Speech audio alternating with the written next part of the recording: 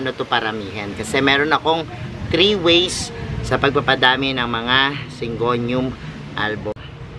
Yan ang ginagawa ko. Itong aking hydrogen peroxide, pang ano ko na yan, pang internodes na tinatawag. Diitan lang natin ng konti. Ito pa, diitan natin. Ito po kasi nag-layer na po dito, naka-layer dyan po ganyan yan, dahil nga po. Hello everyone, this is Sir Mizunao Pini Dino Park and Eco Garden, and welcome back sa ating YouTube channel. For today's video, ano nga ba gagawin natin ngayong araw na ito?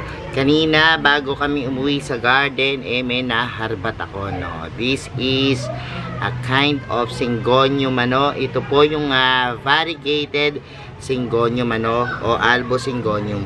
At yan, tuwang-tuwa ako dito sa mga variegated Syngonium kasi tingnan niyo po yung kanyang mga dahon, no. Look, may mga parang puti, ano. At yan, may iba't iba pang mga uri niyan, ano, at itsura. Tapos meron din ako ditong Ataba puense, no. Pero tsaka na natin to pag-usapan. Ito ay uri ng Philodendron. Ngayon, dahil meron tayong ganito, pag-usapan natin yung pag-aalaga dito at syempre kung paano to paramihan. Kasi meron akong 3 ways sa pagpapadami ng mga Syngonium albo, no. At yan yung ating makikita sa pagbabalik. Kaya kung ready na kayo mga ka-MDP, tutok lang po. And we're back mga ka-MDP, at ngayon hinahanda ko na itong mga gagamitin natin, no. Ayan, meron ako ditong tubig ng baso, lupa, and syempre meron itong gunting. At alamin natin, ano, yung 3 ways ng pagpapadami ko nitong mga Syngonium, particular na po itong Syngonium na variegated, ano. At maganda to kasi sinasabi na mga feng shui expert na itong Syngonium is swerte din dahil dun sa kanilang 5 lobes na korte ng dahon, ano, na sumisimbolo po nung 5 elements ng feng shui. At the same time, maganda po na i-display at pampalinis din ng hangin, ano, kasi ito nililinis niya rin yung mga lason sa hangin, ano, ng mga Syngonium. Kaya magandang alagaan ito, no. At yung araw na to, simulan natin. Papakita ko sa inyo yung hinahanda kong mga materyales. So magsimula na tayo. Natutuwa ako kasi ang mga Syngonium ay talagang magaganda. Tingnan nyo, ito haba nung nakuha ko, no. So ang ganda pa ng dahon. So hatiin natin to sa dalawa kasi yung unang-una po nating propagations ay sa tubig, ano. So kinat ko po siya from yan, isang ganyang mahaba, tapos sa pinaka internode po niya, yung pinaka gitna po ng dalawang nodes, dun tayo nag-cut, and ayan na po yung lumabas na plants, ano, yung isa. Tapos ito rin pong isa, ika-cut din natin yan. Yan. So, yan po. Dalawa yung nakuha natin na nodes, ano, tapos iniwan ko tong isa. Itong dalawa muna yung ating i-propagate. Pero napakadali lang po niyan, propagations. Yung unang way is water propagations, ano. At pag sinabing water propagation, syempre walang lupa, no. Pagkaputol, pwede na pong idiretso, no. Yung iba naman, para sure, ginagawa po, nilalagyan muna ng hydrogen peroxide or pwede rin pong yung cinnamon. Yung iba naman pinapatuyo, pero tayo ang gagamitin natin is hydrogen peroxide. So ito yung ating hydrogen peroxide, 10 volumes. Yan, ang gagawin natin is lalagyan natin siya muna dito sa takip, ano. Yan ang ginagawa ko. Itong aking hydrogen peroxide, pang ano ko na yan, pang talagang ano ko na, halaman lang yung ginagamit ko dito, no. So yung mga sugat na yan nilalagyan ko, tapos i-leave lang muna natin siya, no, ng ilang oras para matuyo, ano. So yan muna, iwanan muna natin siya, babalikan natin yan maya maya lang. Tapos ito yung pinag-anuhan nyo na, lagyan nyo sa water, pwede yung ilagay dito sa tubig, oh. Yan, yung isang ganito, isang takip na puno ng hydrogen peroxide, pwede nyo ilagay kasi makakatulong din yan dun sa pagpaparoots naman nitong ating ilulubog dito na plants. Sige, balikan natin mamaya yung plants after 1 hour. So ayan, nagbabalik tayo at tuyo na yung ating pinagputulan. Tapos yun lang, ganun lang, ilulubog lang natin siya. So yan na yung ating magiging water purification. Gusto nyo lagyan nyo siya ng mga bato-bato, pero ako okay na sa akin na kaganyan. Kaya lang medyo talian natin siya siguro dito para magmukha siyang yan, kumpul-kumpul, ano, para magandang tingnan. So eto, talian natin ng ribbon na red, no, yung ating plants, and yan, para maganda-ganda siya, nakabalumbon. So yan yung ating syngonium, or pwedeng mas mataas pa. So ayan yung ating syngonium nasa glass, no. And eto, makikita nyo yung roots nya na nilubog natin, tutubuan niya ng another roots. Kasi yung mga yan, aerial roots lang po, ano, yung mga nasa, kikita nyong mga lumabas, ano. At yan po, sumasagap lang po sa hangin ng nutrients, no. Kapag halimbawang hindi siya kumapit, or halimbawa may kapitan naman na pole, dun siya kukuha ng nutrients. At kung hindi naman po, sa hangin siya kukuha ng moisture, pati na rin ng nutrients, no? At kapag yan po nilubog niya sa tubig, makikita nyo, meron niya mga extended roots na lalabas, no? Mga roots na kulay puti. At yan, kapag marami na yan, na-occupy na, pwede nyo naman siyang ilipat. So, pwede siyang water plants, pwede rin po siyang sa soil nakatanim, ano? So, eto, lagyan muna natin dito yung ating syngonium. And ngayon naman, pag-usapan natin yung second way. Ito naman po yung direkta na pagtatanim sa lupa, ano. So ito, nilagyan ko na rin ito ng hydrogen peroxide. Ating pero ito pwede pa natin pagdalawahin, ano. Kasi yan, makita nyo, meron pa yung internode dyan, tapos dalawa pa yung nodes dito. So tanggalin natin yung ibang nodes na yan, internodes na tinatawag. Liitan lang natin ng konti. Ito pa, liitan natin kasi ito hindi naman niya kailangan na yan ng plants. Ang kailangan lang niya yung nodes, no. So ang gagawin naman natin dito sa nakuha nating another syngonium, ididirekta natin siya ng lubog dito sa lupa, ano. So ganyan lang, hukayin lang natin siya, tapos yan, lagay na natin. So ganyan lang yung pagpapadami nitong mga syngonium, ano. And ayan, nakita nyo, diba, ang ganda ng dahon niya. And ganun din ang mangyayari sa kanya after ilang weeks, magsusulputan dyan yung mga ugat na siyang dadami, no, kapag halimbawang nakatanim na siya. And ito, sinasabi ko nga, kung gusto nyo po ng hindi messy, itong water propagations yung inyong gawin, ano.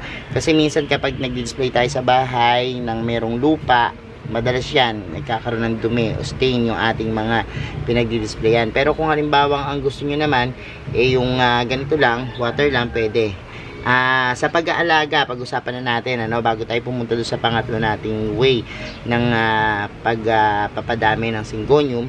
Tingnan nyo po, ano, ito po, once a week kung magtanggal tayo o magpalit ng tubig, ano, kasi for safety purposes na rin po, kung ayaw nating tira ng kitikiti yan, yan po, palitan nyo ng tubig, ano, para maiwasan yung pag labas ng mga kitikiti or pangingitlog dyan ng lamok, ano. So eto po yung maganda dito, no, dahil kapag halimbawa pong ayan, pinalitan nyo yan ng tubig araw-araw, talaga pong makikita nyo hahaba yan. Trim na lang po kayo ng trim kapag halimbawa pong may panibagong nodes, ano, dahil po kapag water propagations, mas gusto natin na hindi siya tumaas. While naman po dito, pag-aalaga dito sa may ating tinanim sa soil, pwede nyo po siyang lagyan ng pole, no. Kapag halimbawa pong humaba na yan katulad nung kanina, pakapitin nyo lang po yung pinaka aerial roots na lumabas dun sa may pinaka pole para po mas maging lush, ano.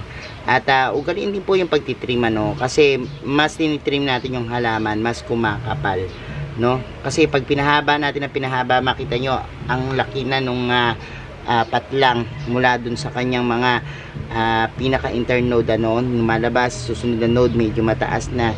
At kung hindi mo yan mapapagapang, maaaring pumayat ng pumayat o pumangit, ano, yung ating syngonium. So kailangan lagyan ng kakapitan. Pero sabi ko nga, mas maganda kung medyo maliit lang kung i-display nyo sa bahay, kung hindi naman ganun kalaki yung spaces nyo, no. Pagdating sa araw, itong mga syngonium, pareho sila, kaya nila tumagal sa bright shaded na area, no. Pagdating naman po sa lupa, yan lang po, yung mga medium lupa or tubig. Ang lupa pong ginagamit dito yung buhaghaga, no, yung labas yung tubig, o wag magstay yung tubig, ano, kasi kapag nagstay po dyan yung tubig, maaring makamit niya yung root rot na tinatawag o pagkabulok ng ugat.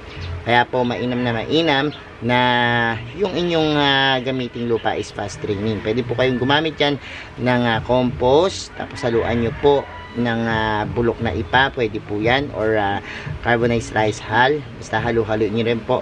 Pwede kayong gumamit ng pamis na kaunti, yan, pagsamasamahin nyo lang po yan, ano. Pero hindi nun maarte sa lupa itong ating syngonium, basta mataba yung lupa, maganda, at yan, tataba at magiging healthy rin yung plants nyo.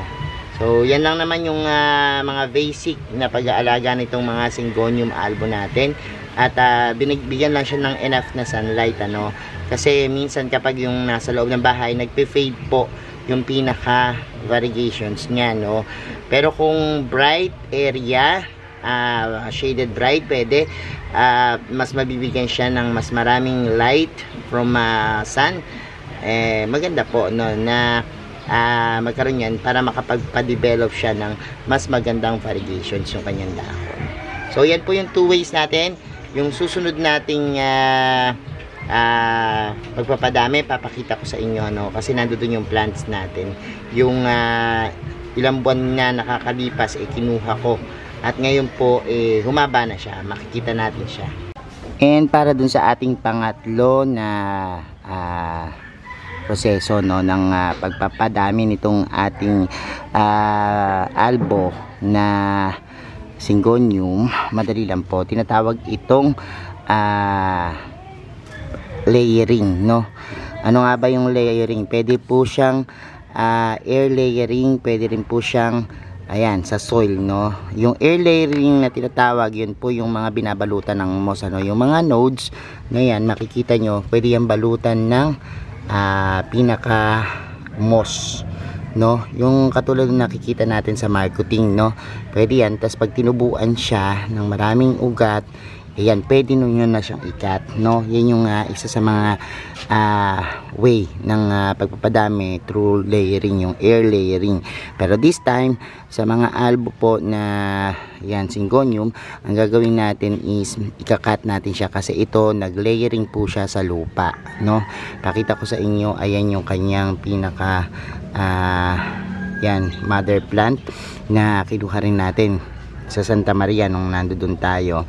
And ayan, nakita nyo, sinaksak ko lang yan dyan, humaba na po siya ng ganyang kahaba. O look, nakarating na po yan dyan. Tapos itong pinakadulo niya, ayan na po, ano. So ang mangyayari po dyan, ito po kasi nag-layer na po dito, naka-layer dyan po ganyan yan, dahil nga po gumapang na. At ayun, nakabuo siya ng roots. At pag ganyan po, wala nang chance na malanta pa yung inyong mga dahon. So ang gagawin natin is ikakat na natin yan mula dun sa pinaka kumapit na roots dun sa pinaka soil nya, no. So ikakat natin po ito. Yan yung na-layer na pati dyan. Kasi ito magiging another plant na. Yan, lalagay natin dyan. And tutubo na naman po dyan yung panibagong sulo yun, no? Samantalang pong itong gilupitan po natin, i-steady na po natin yan papunta dito sa pole, no? Igagapang na natin yan. Tapos dadagdagan po natin siya ng soil. So ibabaon na po natin yung pinaka roots na nandiyan, ano. So ang mangyayari po niyan, tutubo na po yung mga roots dyan, ano, magkakaroon ng panibagong roots katulad ng ginawa natin kanina sa soil propagations. Tapos ito pong pinutulan natin na yan, may susuloy po dyan na panibago, no. So ayan po, so may panibagong plants na tayo dito sa katabi.